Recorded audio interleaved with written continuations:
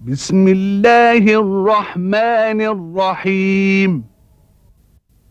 كتاب أنزلناه إليك مبارك ليدبروا آياته وليتذكر أولو الألباب.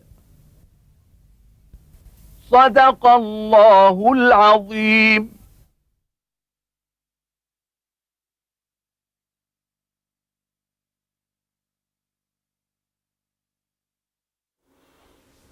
الحمد لله رب العالمين الرحمن الرحيم مالك يوم الدين، والصلاة والسلام على النبي الأمين المبعوث رحمة للعالمين سيدنا ونبينا محمد وعلى آله وأصحابه ومن اهتدى بهداه وعمل بسنته إلى يوم الدين.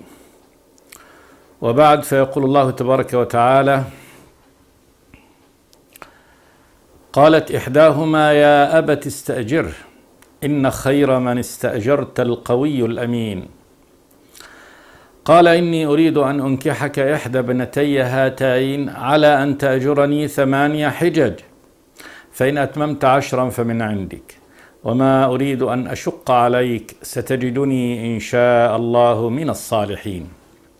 قال ذلك بيني وبينك أيما الأجلين قضيت فلا عدوان علي، والله على ما نقول وكيل. فلما قضى موسى الأجل وسار بأهله آنس من جانب الطور نارا، قال لأهلهم كثوا إني آنست نارا لعلي آتيكم منها بخبر أو جذوة من النار لعلكم تصطلون. فلما أتاها نودي من شاطئ الوادي الأيمن في البقعة المباركة من الشجرة أن يا موسى إني أنا الله رب العالمين. كنا قد وصلنا في الحلقة الماضية مع آيات سورة القصص إلى قول الله تبارك وتعالى: قالت إحداهما يا أبت استأجره. إحداهما إحدى الابنتين اللتين سقى لهما موسى عليه السلام عندما توجه بعد قتله للفرعوني وانكشاف أمره ومعرفة القوم به، ومجيئه أن رجل أتاه من قوم فرعون ممن كان في بلاط الملك، وقال له: يا موسى إن الملأ يأتمرون بك ليقتلوك فاخرج إني لك من الناصحين. فخرج من أرض مصر وتوجه إلى أقرب أرض بعيدة عن سلطان ملك مصر، وهي مدين، وهي الحالية شرق الأردن في الوقت الحاضر إلى جهة معان. لما خرج الله تبارك وتعالى قال: ولما توجه تلقاء مدين قال عسى ربي أن يهديني سواء السبيل. ثم لما ورد ماء مدين، ناس بادية رعاة، لما ورد الماء الذي يسقون منه وجد عند الماء امرأتين تذودان غنمهما بعيدا عن زحمة القوم، فقال لهما: ما شأنكما؟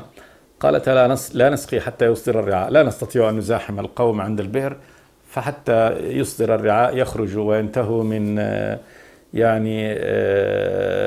سقاية أغنامهم نأتي نحن ونسقي، لأن بنات لا يزاحمن الرجال. فسقى لهما، زاحم هو الرجال وأخرج من البئر وسقى غنمهما، ورجعتا مع القوم في البكور، حتى قيل إن أباهما استنكر عودتهما هذه المبكرة، فأخبرتاه بما كان من شأن هذا المصري الذي قالوا له رجل مصري موجود عند الماء وسقى لنا الغنم. أمر واحدة أن تذهب وتدعو. قال جل وعلا: فجاءته إحداهما تمشي على استحياء قالت إن أبي يدعوك ليجزيك أجر ما سقيت لنا. فلما جاءه أي موسى جاء الرجل، هذا الرجل طبعا تذكر التوراة أنه هو كاهن مديان، ومعنى الكاهن لم تسميه نبيا، وذلك أن من كتبوا التوراة لم يذكروا فقط من الأنبياء إلا أنبياء بني إسرائيل، ولم يذكروا قط أنبياء غير الذين تناسلوا من نسل إسرائيل بعد وجود إسرائيل: إبراهيم، فإسحاق، فيعقوب، فيوسف، وهكذا إلى يعني آخر أنبياء بني إسرائيل. طبعا عيسى من أنبياء بني إسرائيل، ولكنهم أنكروه وجحدوه وقالوا ليس بنبي وسعوا في قتله حتى رفعه الله تبارك وتعالى. الأنبياء الآخرون الذين أرسلهم الله تبارك وتعالى من غير بني إسرائيل كهود عليه السلام وصالح عليه السلام وشعيب كذلك الذي كان في أرض مدين، لم يذكروهم قط في التوراة، وإنما ذكروا بالنسبة لمدين أنها كان فيها كاهن، ما ذكروه بالنبوة ولا برسالة.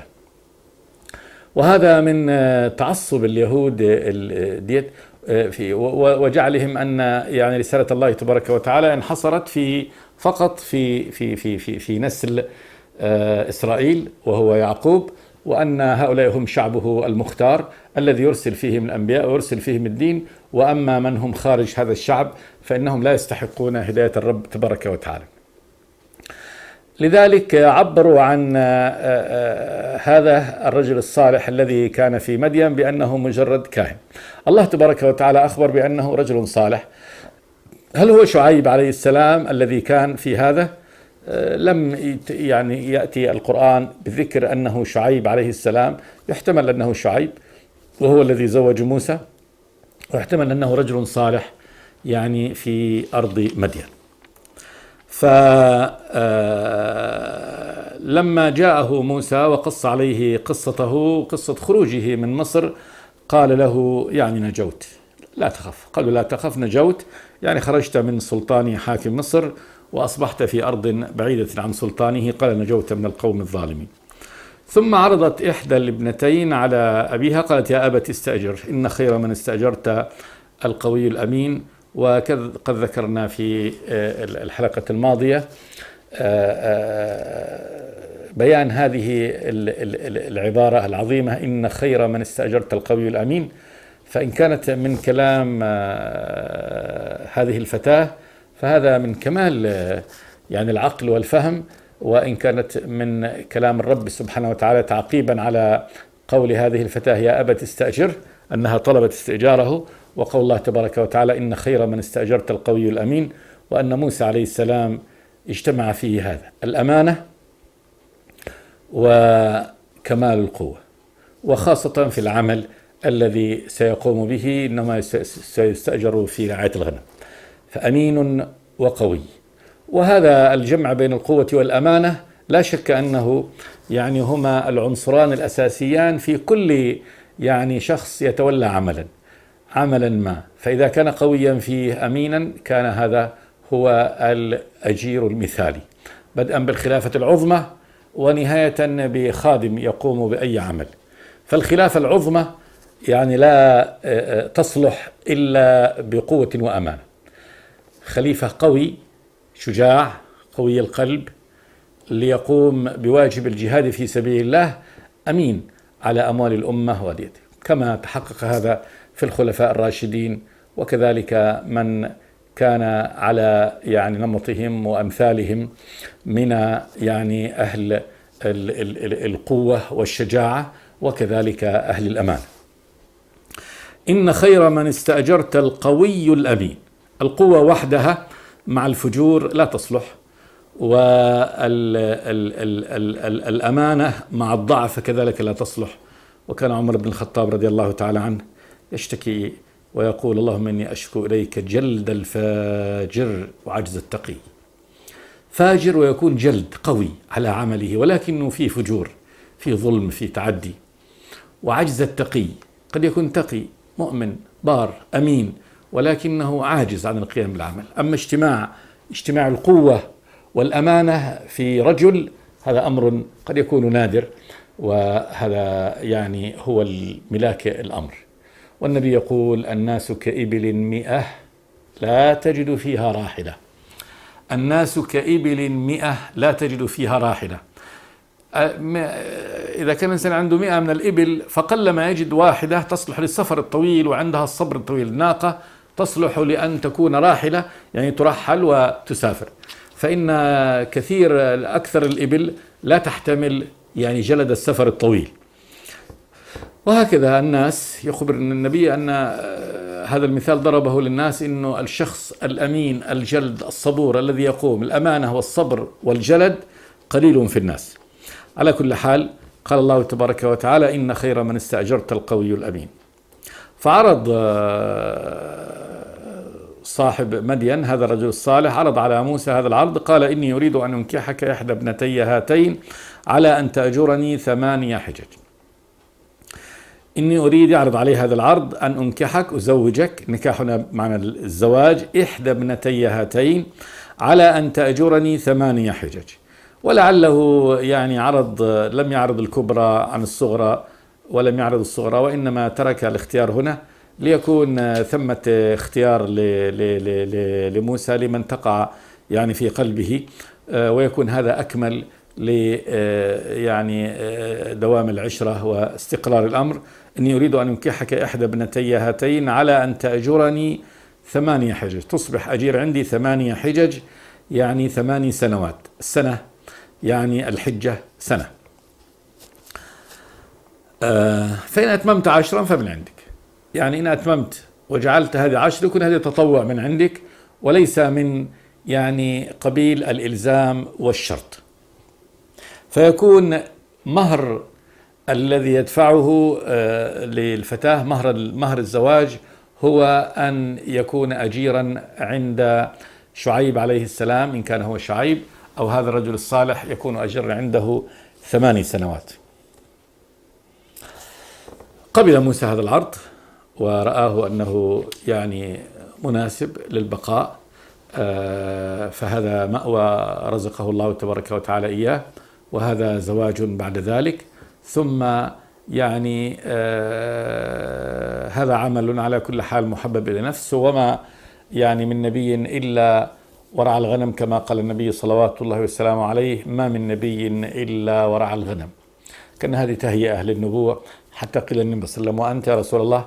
فقال: نعم، رعيته على قراريط لأهل مكة، لبعض أهل مكة. يعني كان النبي في شبابه فاستؤجر على قراريط، والقيراط كالفلس، يعني عملة أصغر العملة، فالقيراط أصغر من الدرهم، والدرهم طبعا أصغر من الدينار. فقال يعني أنه رعى الغنم على أجيرا على هذه يعني القراريط القليلة. هذا كان شأن موسى عليه السلام. قال موسى بعد ذلك لذلك الرجل الصالح، بعد أن قال له: وما أريد أن أشق، قال الرجل الصالح لموسى: وما أريد أن أشق عليك، يعني أكثر من هذا، ستجدني إن شاء الله من الصالحين، ستجدني إن شاء الله في صحبتك وفي هذا العقد الذي عقدناه من الصالحين، من الناس الصالحين.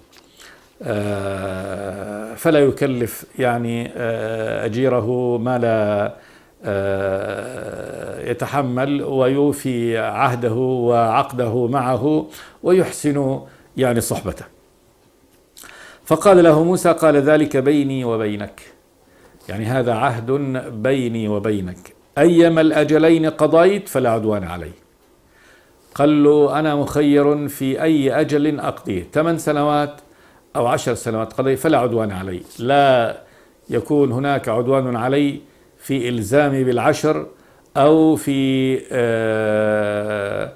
تركي لل10 والبقاء على 8.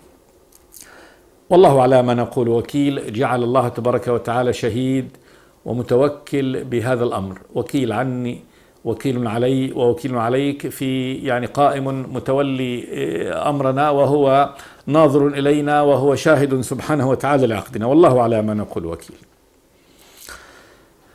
هذه نقل الله تبارك وتعالى موسى عليه السلام من مصر إلى أرض مدين على هذا النحو، وفيها كثير من الدروس له والعبر. أول درس هو يعني سيره هذه المرحلة على قدميه، ولعل هذا كان تمهيدا من الرب تبارك وتعالى ليعلمه، لأنه سيأتي وقت يخرج ببني إسرائيل من مصر سالكا نفس الطريق ليخرج بهم إلى يعني أرض مدين. الأمر الآخر أن يكون أجيرا، والإنسان إذا كان أجير فإنه يكتسب كثير من الفضائل. أولا التواضع، الإحساس بحال يعني فقراء الناس كذلك المعاناة والتربية، يتربى على عمل شاق. هذا عمل من الأعمال، لا شك أن رعاية الغنم والخروج بها من فجر اليوم والرجوع بها في المساء ورعاية هذه وسقاية هذه عمل فيه مشقة وفيه تعرض للحر والبرد والمقاساة، فهذا يتربى بها الإنسان، وذلك ليكون في كمال رجولته رجل يتحمل أعباء التي ستلقى على عاتقه بعد ذلك من رعاية أمة وقيادتها وتعليمها وصيانتها. هذا المكث الطويل بعد ذلك لا شك أنه فيه مجال للنظر والاعتبار، ومكث بعيد عن يعني ذل الحياة التي تعاش في مصر، وليكون في هذه البرية مجال بعد ذلك لصفاء الذهن وصفاء العقل والاستعداد لحمل يعني رسالة الرب سبحانه وتعالى. ثم قال جل وعلا: فلما قضى موسى الأجل الصحيح أن موسى قضى يعني كما قال ابن عباس أطول الأجلين اللي هو 10 سنوات. يعني كان موسى يعني كريما مع الرجل ولم يقف عند 8 سنوات، بل جاوزها إلى 10 سنوات ووفى هذا. فلما قضى موسى الأجل مضروب بينهم وهي 10 سنوات، وسار بأهله، أخذ زوجته وسار بها راجعا إلى مصر. 10 سنوات كافية لتقادم يعني قضيته، وأن تسقط يعني حادث القتل عند المصريين، لا يطالبونه بالدم، ويظن بعد ذلك أن هناك يعني المجال ليعود ليعيش مع يعني إخوانه وأهله في مصر.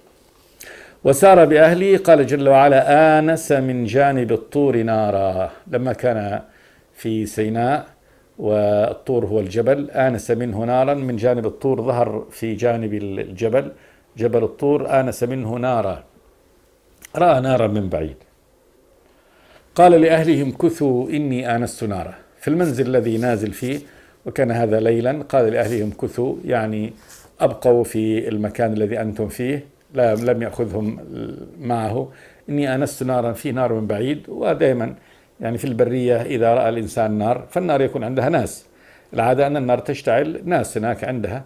إني آنست نارا لعلي آتيكم منها بخبر، لعلي آتيكم منها بخبر من حول هذه النار أو ممن أشعلها، أن يخبرني عن الطريق. قيل إنه كان في هذا الوقت يعني لم يعني ضل الطريق إلى مصر. أو جذوة من النار لعلكم تصطلون. الجذوة هي شعلة النار التي تكون في رأس عود أو مشعاب، تكون فيه ديت جذوة، قطعة من النار، لعلكم تصطلون، تتدفؤون، لعلكم تتدفؤون بها. وهذا يشعر بأن هذا الوقت كان في ليلة باردة شاتية مظلمة، ضل الطريق، رأى النار من بعيد، فقال لأهله هذه المقالة. قال جل وعلا: فلما أتاها نودي من شاطئ الوادي الأيمن في البقعة المباركة من الشجرة أن يا موسى إني أنا الله رب العالمين. لما أتى النار وجد أن هذه النار تشتعل في شجرة، لكن لا تحرقها، ليست كالنار المعهودة التي تأكل الشجر، وإنما شجرة في شجرة مورقة، وهذه النار بمثابة نور يخرج منها فتظهر على شكل النار، لكنها ليست كالنار. فلما أتاها نودي الذي ناداه الله تبارك وتعالى من شاطئ الوادي الأيمن. شاطئ ناحية الوادي الذي يكون بين الجبال، الأيمن بالنسبة إليه إلى يمينه، في البقعة المباركة، بقعة مقدسة كما قال له الله تبارك وتعالى في الآية الأخرى: قال يا موسى اخلعنا عليك إنك بالوادي المقدس طوى وأنا اخترتك فاستمع لما يوحى في البقعة المباركة من الشجرة أن يا موسى إني أنا الله رب العالمين. جاءه هذا النداء، وإذا بهذا النداء من الله تبارك وتعالى يخاطبه الله تبارك وتعالى بكلام وبنداء يسمعه، ويقول له الله تبارك وتعالى إني أنا الله المتكلم، إني أنا الله رب العالمين. الله بهذا الاسم المعلوم لكل الأمم والشعوب، اسم العلم على الله تبارك وتعالى، ووصفه أنه رب العالمين، كل العوالم. العالمين جمع عالم، والعالم هو الخلق الذي يجمعهم صفات واحدة. السماء عالم، والأرض عالم، والبحار عالم، والملائكة عالم، والجن عالم، والإنس عالم. الله تبارك وتعالى رب هذه العوالم كلها سبحانه وتعالى، رب العالمين، ربها خالقها مالكها المتصرف فيها سيدها الحاكم فيها سبحانه وتعالى، الذي لا معقب لحكمه ولا راد لأمره سبحانه وتعالى. إني أنا الله رب العالمين وأن ألقي عصاك. أمره الله تبارك وتعالى أن يلقي العصا التي في يده، وقد جاء أن الله تبارك وتعالى قبل هذا سأله عنها فقال له وما تلك بيمينك يا موسى؟ قال هي عصاي توكأ عليها وأهش بها على غنمي ولي فيها مآرب أخرى. وقول موسى هذا إنما هو استئناس، أراد أن يكلم الرب تبارك وتعالى لما أنسه الله تبارك وتعالى، وإلا فالعصا معلومة. وكذلك لعل هذا من موسى بعد ذلك ليخبرنا الله تبارك وتعالى أن العصا التي كان بيده من جنس العصي التي يحملها يعني الناس ويحملها الرعاة بالخصوص، فإن موسى كان يرعى الغنم وهو مسافر الآن في البر، فلا بد له من العصا. قال هي عصاي أتوكأ عليها وأهش بها على غنمي ولي فيها مآرب أخرى. فهي عصا من سائر العصي، وليست كما يقول بعض الذين ينتهجون الغرائب إنها عصا نازلة له من السماء، وإنما هي عصا من شجرة من أشجار هذه الأرض، لها هذه الخواص التي لأي عصا في الدنيا توكأ عليها وأهش بها على غنمي ولي فيها مآرب أخرى. وأن ألقي عصاك، أمره الله تبارك وتعالى أن يلقي العصا الذي بيده على الأرض. قال جل وعلا فلما رآها تهتز كأنها جان ولا مدبرا ولم يعقب. تحولت العصا بمجرد أن لامست الأرض إلى أن أصبحت ثعبان كبير كأنها جان. الجان هو يعني الذكر من الحيات، وتهتز الأرض كأنها جان، يخبر الله تبارك وتعالى يصفها بهذا. ولا مدبرا ولم يعقب، ولا يعني أعطى ظهره للمكان ولنداء الرب تبارك وتعالى، ولم يعقب يعني لم ينظر خلفه، بل يعني أخذ في يعني سياقه نحو يعني الطريق المخالف، ورجع يعني راكضا بعيدا عن مكان العصا. ولا مدبرا قال جل وعلا ولم يعقب، يعني يرجع مرة ليرى العصا هل هي وين راحت، تحولت ما تحولت. فناداه الرب تبارك وتعالى يا موسى أقبل ولا تخف. نداء من الله تبارك وتعالى له باسمه يا موسى أقبل، مرة ثانية ارجع إلى حيث يعني خاطبه الله تبارك وتعالى ولا تخف إنك من الآمنين. لا تخف يعني من هذه العصا، من كلام الرب تبارك وتعالى إنك من الآمنين. أمنه الله تبارك وتعالى، أعطاه الله تبارك وتعالى الأمن، فهو رسوله وقد اختاره الله تبارك وتعالى لمهمة عظيمة. ثم قال له الله تبارك وتعالى أسلك يدك في جيبك تخرج بيضاء من غير سوء. أسلك أدخل، والجيب شق الثوب، شق الثوب من مال العنق، أدخلها فيه، أدخل يدك في جيبك ثم أخرجها تخرج بيضاء من غير سوء. بيضاء يعني يتحول لون جلده الأسمر، كان موسى آدم أسمر، يتحول إلى لون رجل أبيض من غير سوء، من غير برص، يعني ليست برصاء وإنما بيضاء كأن من غير سوء، نظيفة بيضاء لا مرض فيها، فتصبح يد سمراء ويد بيضاء. وهذا إعجاز أن يتحول لون الجلد مباشرة بمجرد ما يضعها في جيبه ثم يخرجها على هذا النحو في يعني ثواني معدودات. واضمم إليك جناحك من الرهب. جناحك، جناح الإنسان هو يديه كجناح الطائر، اضممها يعني على صدرك من الرهب اللي هو الخوف الشديد والرهبة العظيمة من هذا الأمر كله. نار تحترق بغير يعني نار تضيء وتشتعل بغير احتراق، وكلام من الرب تبارك وتعالى يكلمه، وعصا يلقيها ففي الحال تصبح حية. أمور لا شك أنها يعني رعب أخذه، رهبة شديدة، و يعني تعظيم وفزع عظيم. فإذا ضم جناحيه فإنها هذه يعني كأنها تساعد في تسكين قلبه وفي تهدئة روعه.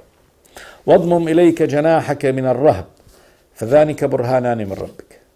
قال الله تبارك فذلك إشارة إلى يده التي تخرج بيضاء وإلى العصا التي تتحول إلى حية، ثم إذا أخذها تعود مرة ثانية إلى سيرتها الأولى تصبح عصا من جديد. قال الله تبارك وتعالى فذلك برهانان من ربك. البرهان هو الحجة القاطعة القاهرة الذي يدل على يعني ما يساق إليه دلالة يعني ملجئة لا مجال لإنكارها. فذلك برهانان من ربك إلى فرعون وملئه. أن هذه البرهانان إلى فرعون ليصدقك أنك رسول من الله تبارك وتعالى، ملئه وزرائه وجماعته. سموا الملأ لأنهم يملؤون المكان أو يملؤون العين. إلى فرعون وملئه إنهم كانوا قوما فاسقين. أخبره الله تبارك وتعالى بأنهم كانوا قوم فاسقين خارجين عن طاعة الله تبارك وتعالى، خارجين عن طاعة الرب تبارك وتعالى، يعني سواء كانوا في الإيمان بالله تبارك وتعالى وعبادته وحده فإنهم قد نسوا الرب تبارك وتعالى وعبدوا من دونه ما عبدوا من الفرعون أولا الذي يعتقدونه بأنه الإله الذي له الأمر وله التدبير وله الحكم، ومما اتخذوا من هذه الآلهة الباطلة من الشمس وغيره. ثم ما ابتدعوه من التشاريع لأنفسهم والحكم على الأمور بأهوائهم، ثم كذلك يعني فسقهم في إذلالهم وإهانتهم لبني إسرائيل بصنوف الإذلال والتعذيب. إنهم كانوا قوما فاسقين. فعند ذلك قال موسى قال رب إني قتلت منهم نفسا فأخاف أن يقتلون. في هذا السياق ذكر أولا معتذرا لله تبارك وتعالى عن قتله للنفس التي قتلها من الفراعنة. وسياق هذه القصة يبين أن يعني هذه كانت جزء من القصة الأساسية هي قتله للفرعوني الذي جعله يسافر إلى أرض مدين ويتزوج فيها ويبقى فيها ثم يعود بعد ذلك إليها. فذكر هذا قال إني قتلت منهم نفسا فأخاف أن يقتلون. كيف أذهب إليهم وأدعوهم إليك وإلى أن يطلقوا يعني بني إسرائيل والحال أني قد قتلت منهم نفسا، وإذا ذكرت لهم ذلك فسأذكرهم يعني جريمتي عندهم وبالتالي سيلاحقوني ويقتلوني. فأخاف أن يقتلون وأخي هارون هو أفصح مني لسانا فأرسله معي يرد أن يصدقني إني أخاف أن يكذبون. كان من توفيق الله تبارك وتعالى وإعانته لعبده موسى عليه السلام أن شفع عند الله تبارك وتعالى لأخيه هارون أن يرزقه الله تبارك وتعالى النبوة كما رزقه. وقد قدم موسى شفاعته للرب تبارك وتعالى بأن هارون هو أفصح لسانا منه، وذلك أن لسان موسى كانت فيه ثقل من أكله للجمرة التي وضعها في فمه.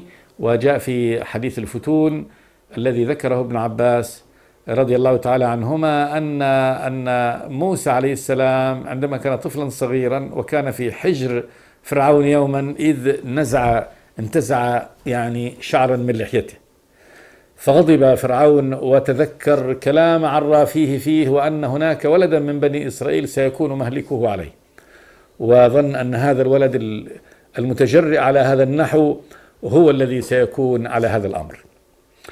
أدركنا الوقت، ونعود إن شاء الله إلى هذه الآية مرة ثانية في الحلقة الآتية. استغفر الله لي ولكم من كل ذنب. اللهم صل وسلم وبارك على عبدك ورسولك محمد. بسم الله الرحمن الرحيم. كتاب أنزلناه إليك مبارك ليدبروا آياته وليتذكر أولو الألباب. صدق الله العظيم.